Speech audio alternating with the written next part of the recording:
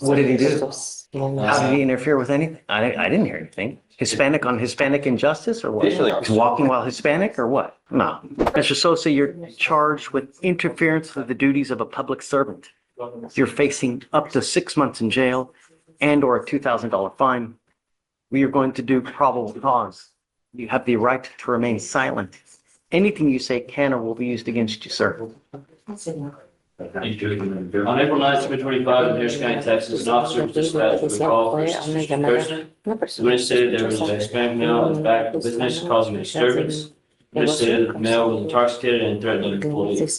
The officer went to the back and noticed the male arguing with several people. The officer gave several verbal commands for the defendant to stop. The officer told the defendant he was only being detained for safety, and the defendant continued to walk away and stated, it's always the Hispanic trying to get the Hispanic. The defendant refused all verbal orders given to him, and the officer detained the defendant and notified him by the driver's. The officer noticed that while detaining the defendant, the defendant continued to say, why for your brother? What did he do? How did he interfere with anything? I didn't hear anything. Hispanic on Hispanic injustice or what? Additionally, Judge, do we know that this was being told to him in Spanish? He's clearly not interested. You're losing? Your Honor, the only thing I have is that the officer was continue to walk away. He's walking while Hispanic or what? No, I'm going to find no probable cause. All right, sir. There are people, when they drink, they become very happy. They are the life of the party. And there are people who, when they consume alcohol, they become the devil incarnate. If this is you, it's probably not a good idea to drink. Now, I'm finding no probable cause in your case, but be careful. You know, we have enough violence in this place as it is. All right? Please, take a seat for me. Okay, so Ms. Gibbs, the reason I'm bringing you out now is that your lawyer is asking for me to give you a PR bond on your failure to identify oneself. I don't know, you know, I have to look at what's going on in your life to see, should we give you a PR bond? Are you a danger to the community? I mean, Not at all, sir. Not at all. I'm a college graduate. I've got 4 kids I need to take care of. I have a job. I have a vehicle. I have no problem getting to court at all. Like this, the last 2 court dates that I had with my felony, I had a miscarriage and I was in the hospital, and they're aware of that. everybody tells me it's little bunnies jumping in the woods. It's You know? that's the only thing it was. It was I had a for real miscarriage. I get Yeah. it. But you're on bond for a felony endangering a child. Mhm. You've picked up 2 fraudulent uses. And now, after those 3 cases, you've now picked up a 4th case of failure to identify oneself. So They were all in this. stop. Okay. You have the right to remain silent. I just want to know what's going on Yes, sir. to see whether we should give you a PR bond, because this is not a revolving door, you I know? understand that. Yeah. I apologize. So we're going to do probable cause. You have the right to remain silent. Anything you say can or will be used against you. Okay, please. Thank you. On April 2nd, 2025, the officer was monitoring a neighborhood police radio broadcast. The officer heard a broadcast call for the theft of a department store off of East Sam Houston Parkway in Harris County, Texas. The caller gave a description of the defendant and explained the defendant had just left the store. The officer arrived in the area and found the defendant as she was described by the caller, along with a male individual with the defendant. The officer observed the defendant and the individual enter into a motor vehicle and exit the parking lot. The officer observed the motor vehicle have no front license plate and expired registration.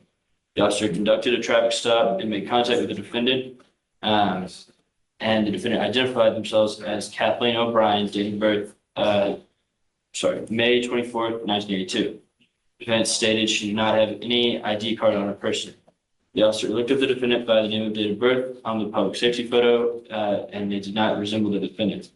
The officer asked for the name and date of birth of the defendant once again, and the defendant gave the same name and date of birth. Due to the photograph not matching, the officer attempted to confirm the defendant's name and date of birth with the mobile FIS.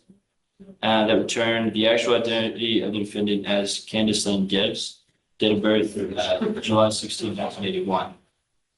Along with a Harris County Sheriff's Office mugshot of the defendant that matched the driver of the vehicle. So they didn't charge you with a theft? I don't believe so, Your Honor. Or they did not. So what's going on with the 2 fraud cases that she has that shows like no bond? Not sure. You know anything about those cases, Lori? No, sir. I know that she went to court on the 15th, 14th, 15th, yes, on the ma'am. 15th on I received an email from her felony attorney stating that this was the only case that was holding her in and to see if I could move her up to get her out. She said something that they weren't filed or they weren't, or something hadn't been done where. Yeah, she said they weren't filed yet. They're filed. I guess the judge just hasn't signed it yet. Your Honor, it looks like there was a plea offer made originally for the endangerment of a child. And that plea offer has been made now on the fraudulent use case. That was just, I believe, discussed between the felony prosecutor and the defense attorney. In this case, Lori, in the fraudulent use case, in her clutch, as they pull them over, she has the identifying credit cards, debit cards of 1, 2, 3, 4, 5, 6, 7, 8, 9, 10, 11, 12, 13, 14, 15, 16, 17, 18, 19, 20, 21, 22, 23, 24, 25 different items of other people's identifying information. You are on bond for endangering a child. You pick up 2 fraudulent use cases and now allegedly at a store doing whatever with a failure to ID. I'm not going to sit here and give you yet another PR bond. You know, at some point we have to say when, and now is that time. Your bond, literally $50 to get you out, right? But I can't sit here and continue to just perpetuate this thing over and over and over. All I want is my community to be safe, you know? I understand that, So sir. I'm going to find probable In an cause. abusive relationship. Don't say anything, but got to understand that, right, I'm not going to give her a PR bond, Lori. I'm sorry. All right. So, ma'am, what we'll do now, your felony cases are set for the 30th of April. We can set you for the day after and we'll go from there. Okay. Thank you, ma'am. That's what we said.